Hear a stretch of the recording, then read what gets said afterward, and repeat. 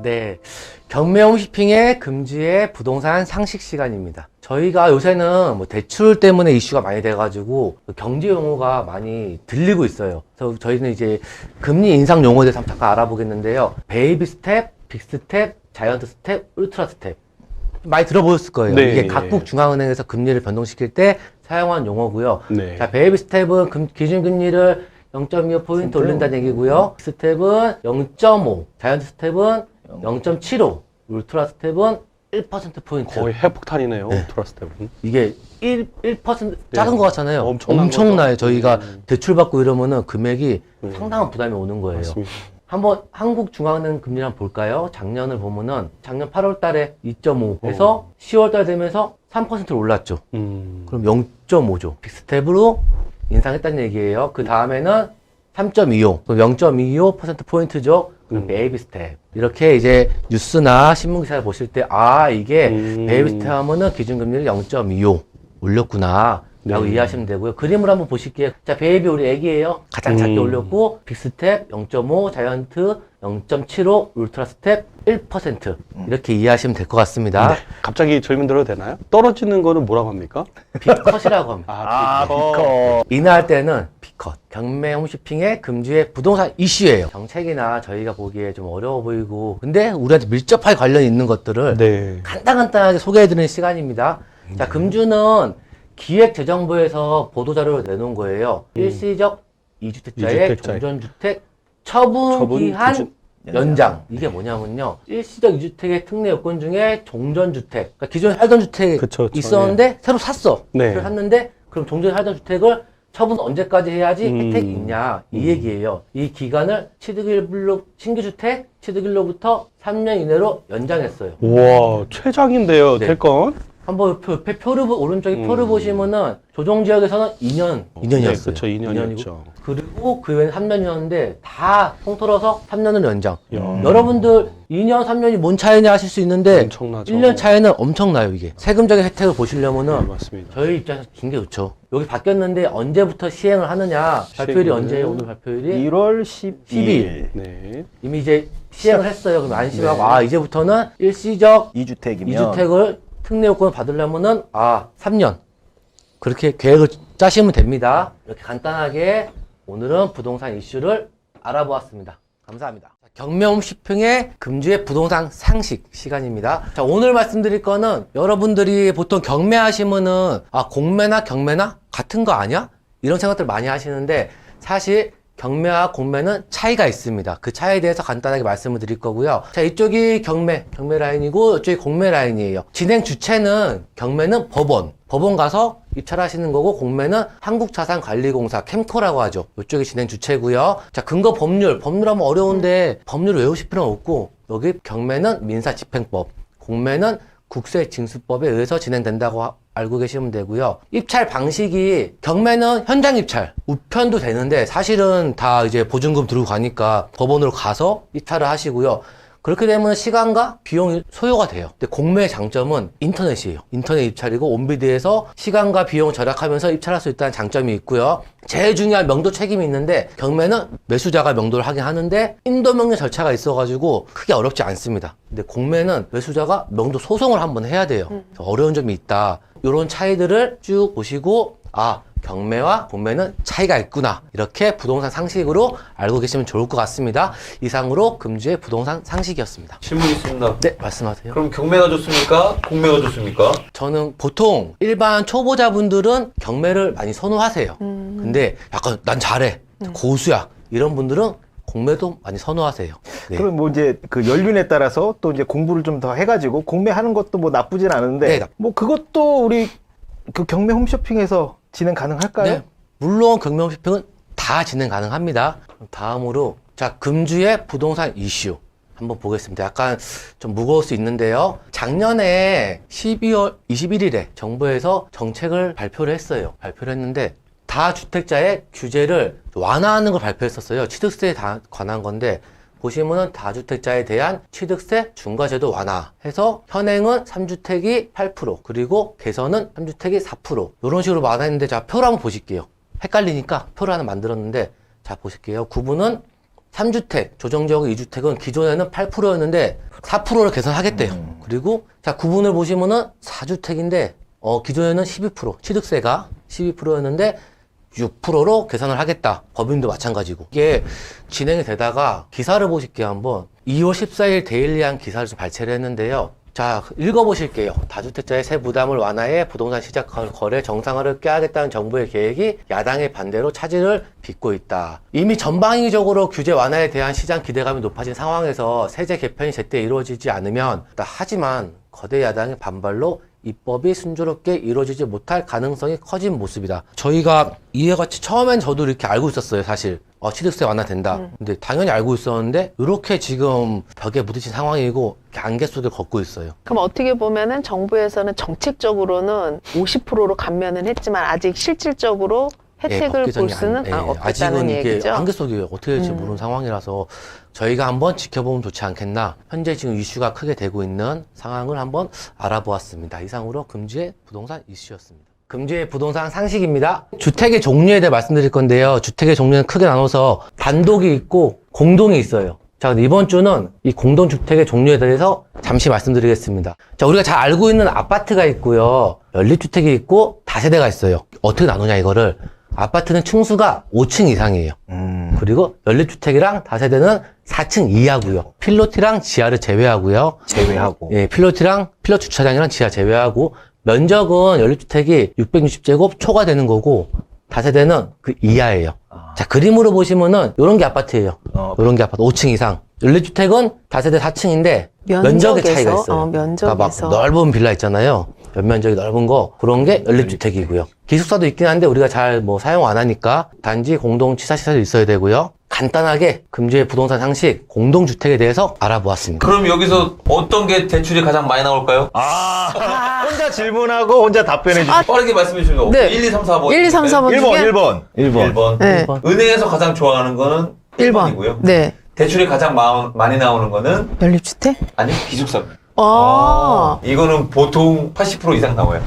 왜 그러죠? 뭐 고시원이라든지 뭐 이런 거에서 보통 이제 방백이나 뭐 이런 것들은 다 주거용으로 들어가는데 기숙사나 고시원 이런 것들은 대출이 많이 나오면 90%까지도 나오니까요. 와. 대출은 많이 나오는데 은행에서 가장 좋아하는 건 아파트고요.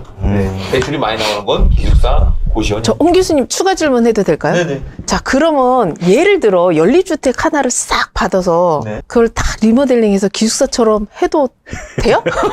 기숙사 조건이 있습니다. 이게 그랬습니까? 공동 취사시설이 있거나 뭐 역시 네. 불인이에요, 불인이. 네네네. 알겠습니다. 외형만 한다고 해서 되는 게 아닙니까?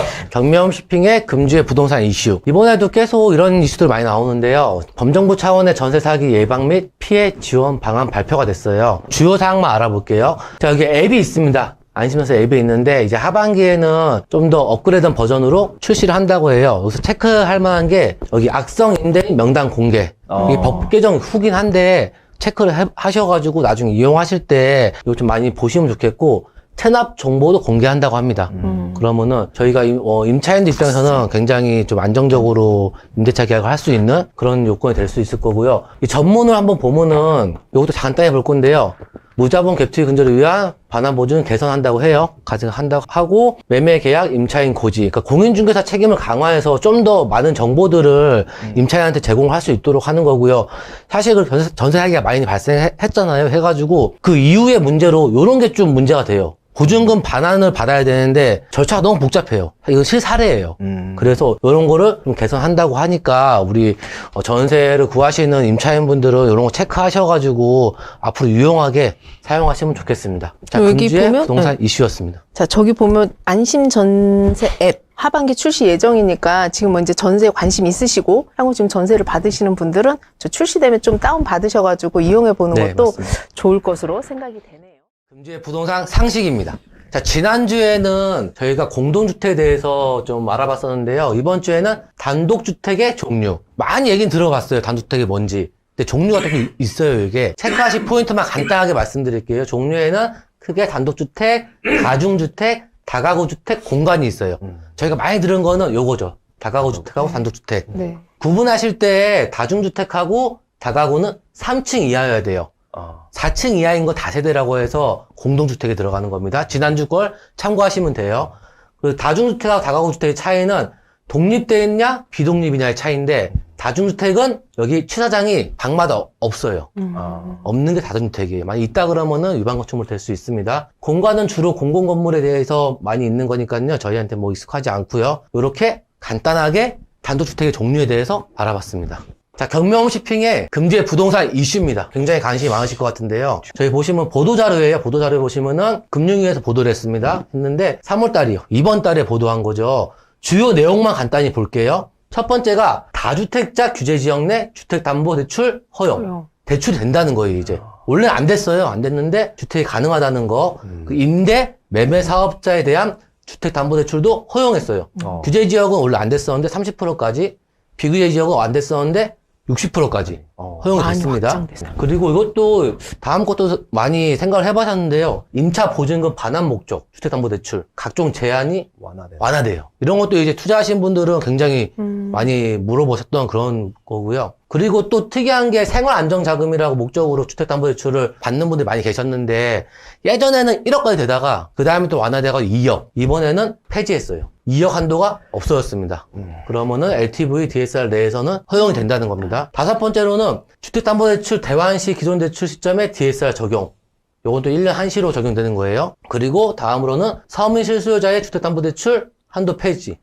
6억에서 6억 폐지되고 한도 내에 다 되는 거예요. 요런 게 어떻게 보시면은 그냥 넘어갈 수도 있는 건데 부동산을 이제 저희 홈쇼핑에서 낙찰 받으시거나 이러시면 이런 것들도 관심 가지시고 잘 보셔야 돼요. 간단하게 말씀드렸는데 중요한 겁니다. 이상으로 금주의 부동산 이슈였습니다. 그러면은 우리 대출과 관련해서는 우리 교수님 뭐 대출이라기보다는 전체라기보다는 좀 금리가 조금씩 낮춰지고 있어요. 사실 6, 7%대에서 지금 4% 후반대까지 계약한 것도 많이 있었고요. 지금 그리고 또 가장 중요한 법인 주택담보대출이 이제 풀렸는데 사실 수도권에서는 아직까지는 하고 있는 지점이 많이 없는 것 같아요. 그리고 이제 경남 쪽에서는 막 많이 해갖고 출장 자서를 내려가는 것 같은데 아마 조만간 여기서 풀려서 이제 이게 마지막 거의 규제 완화라고 생각하시면 될 것 같습니다. 또 꼼꼼히 챙겨서 네네. 은행에 문의할 때 한 번씩 체크하시면 좋을 것 같습니다. 네. 금주의 부동산 상식입니다. 오늘은 대출 용어에 대해서 말씀드릴 건데요. 대출 용어 보시면 첫 번째로는 크게 세 가지가 있어요. 그 첫 번째 보시면은 LTV, 담보 인정 비율이라고 하는데 보시면은 주택을 담보로 돈을 빌릴 때 인정되는 자산 가치의 비율, 집값 대비해 돈 빌려준다는 얘기예요. 예를 들어가지고 LTV가 60%인 경우에 2억 상당의 주택을 담보로 돈을 빌리고자 한다면 빌릴 수 있는 최대 금액은 60%인 1억 2천만 원. 간단하죠? 네. 근데 중요한 거예요. 대출 받으실 때 이런 용어도 잘 모르시면은 상담받아도 무슨 얘기인지 몰라요. 중요합니다. 작은 게. 기초 용어니까 꼭 아시면 되고요. 세 가지가 있는데 첫 번째가 LTV였고요. 자, 두 번째 보시면은 DTI, 총부채 상환 비율이라고 하는데 부채 상환 능력을 따져 대출 한도를 정하는 계산 비율입니다.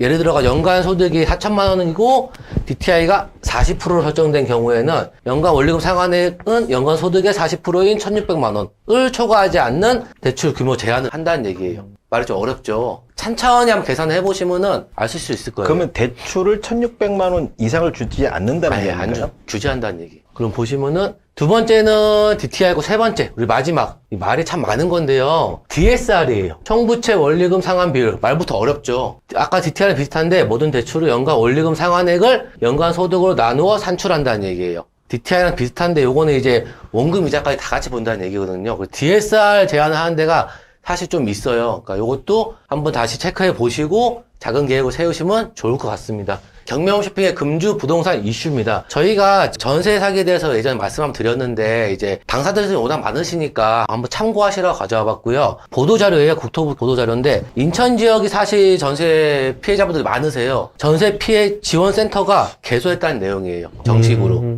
이쪽에 부평 십정동에 더샵 센트럴시티 상가 A동 3층에 위치하고 있어요. 사실 가시면은 여기에 뭐 변호사분들이나 이렇게 법률 상담할 수 있는 분들, 법률 상담, 확인 심사 이런 거 다 하고 있어요. 사실 허그에서 보증보험 드신 분들은 허그에서 돈 돌려받을 수가 있잖아요. 그렇죠. 근데 그 절차도 사실 해보시면은 간단하지가 않아요. 저 복잡하시고 이런 분들은 방문하셔가지고 내 돈 지켜야 되니까 방문하셔가지고 상담 받아보시면 아주 좋을 것 같아가지고 가져와 봤고요. 이상으로 금주의 부동산 이슈를 마치겠습니다. 질문이 있는데요. 혹시 왜 인천에만 저렇게 좀 돼 있는 이유가 있나요?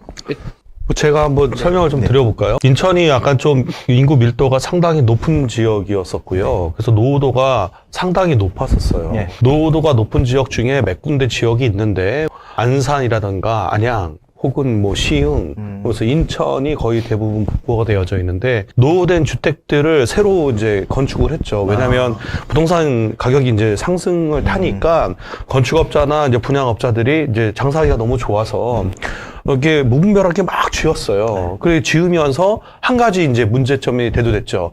분양이 돼야 되는 그런 내용인데 이 분양에 허그가 아주 좋은 돌파구가 됐던 거죠. 그래서 허그에 분양가의 거의 뭐 150%의 그 수가를 잡아주면서 전세가 비율을 잡다 보니 실질적으로 분양을 3억에 내놔도 팔리지 않는 물건인데 그 물건을 뭐 3억 5천의 수가를 잡으면서 전세가율을 뭐 한 7, 80% 인정해 주다 보니 2억 7, 8천에 들어간 거예요. 근데 가격이 떨어지니까 실제 시세보다도 전세가 비율이 높아지면서 이게 막 기하급수적으로 이제 인천에 피해가 몰리게 된 거죠. 예. 그런 것 때문에 인천 지역에 이제 피해 지원 센터가 직접 지금 마련됐다는 그런 가장 정보를 크다고 주셨고요. 봐야 되겠죠. 예. 예. 금주의 부동산 상식입니다. 지목에 대해서 한번 말씀을 드려볼 건데요. 토지의 주된 용도에 따라서 토지의 종류를 구분해서 지적 공부에 등록하는 것이에요. 등기부에도 이렇게 등록이 되죠. 보시면 좀 어려울 수 있는데 뭐 밭, 논, 뭐 가수원, 임야, 대, 공작용지 되게 많아요. 28가지. 몇 가지 살펴보면요. 이게 뭘 뜻하는지 한번 볼게요. 자, 대표적으로 전답하면은 이제 저희가 상식적으로 알고 있는 밭이나 논을 얘기하는데 구분을 물을 상시적으로 이용하지 않고 있으면은 밭으로 보고요. 물을 상시적으로 이용하면은 논으로 봐요. 우리가 가장 많이 알고 있는 대지죠. 이거는 건축을 할 수 있는 용지죠. 그러니까 토지라고 부르는데 보통 뭐 대지 말씀하면 대지는 요걸 말하는 거고 토지의 종류는 이렇게 많이 있는 거예요. 이름들이. 28가지가 있다. 네, 28가지가 있습니다. 자, 간단하게 금주의 부동산 상식 알아봤습니다. 제일 좋은 땅은 그럼 뭡니까? 보통은 이제 건축할 수 있는 대지를 가장 좋게 보고 있습니다. 그렇군요. 네. 이슈 보시면 보도자료예요. 한국주택금융공사에서 낸 보도자료인데 28일 날 낸 겁니다. 네네. 28일 낸 거고요. 내용은 고정금리 협약 전세자금 보증을 출시했다는 얘기예요. 말이 되게 어렵더라고요, 이게 뭔 얘기인가 보면은 고정금리로 전세금 대출을 받을 수 있다는 거고 그리고 보증 비율을 100% 높였다는 거예요. 보통은 지금 90%거든요. 예를 들어 보면은 요거예요. A씨가 자 2년 단위로 전세자금 대출을 받았어요. 받았는데 4.2%의 금리를 받았습니다. 일반 대출을 이용하면은 이자가 2,020만 원인데 우리 지금 출시한 고정금리 협약 전세자금 대출을 이용하면은 이자가 1,680만 원이에요. 많이 주네요. 그러니까 300만 원의 이자를 예, 절감할 수 이득이 있네요. 있습니다. 절감을 할 수가 있습니다. 그러면 전세 계획 뭐 있으신 분이나 뭐 자녀분이나 아니면 이제 뭐 친구들이 전세 계획 있다 그러면은 요거 확인하셔가지고 따끈따끈한 거니까 확인하셔가지고 이용해 보셔도 좋을 것 같습니다. 그러니까 변동금리냐 고정금리에 따라서 차이가 난다는 얘기인가요? 그죠? 요거는 이제 고정금리로 네. 이제 상품을 이용할 수 있는 거예요. 고정금리에 관련해서 협약 전세자금 대출 이용하실 분들은 이 영상 좀 잘 보셨다가 뭐 문의 주시거나 아니면은 은행에 알아보시면 좋을 것 같아요. 보통 은행에 가면은 네. 이게 바로 정책에 됐다고 해서 은행이 28일 날 지금 발표했잖아요. 네네네. 그럼 29일 날 바로 이걸 하느냐? 안 합니다. 그러니까요, 여러분들 저 프린트 하셨다가 이거 나왔다는데 어떻게 된 거냐? 한번 물어보시면 그때는 한 번 더 확인해 보겠습니다 하면서 해주는 데가 있어요. 그러니까 그거를 체크를 하셔야 돼요. 이거 오늘 엄청 좋은 소식을 안내해 주신 거고요. 네, 굉장히 따끈따끈한 소식이고 네. 은행도 지금 바로 시행되는 건 아니니까 그쵸, 좀 네네. 알고 계셨다가 네. 조금만 있다가 가시면 괜찮을 것 같은데요.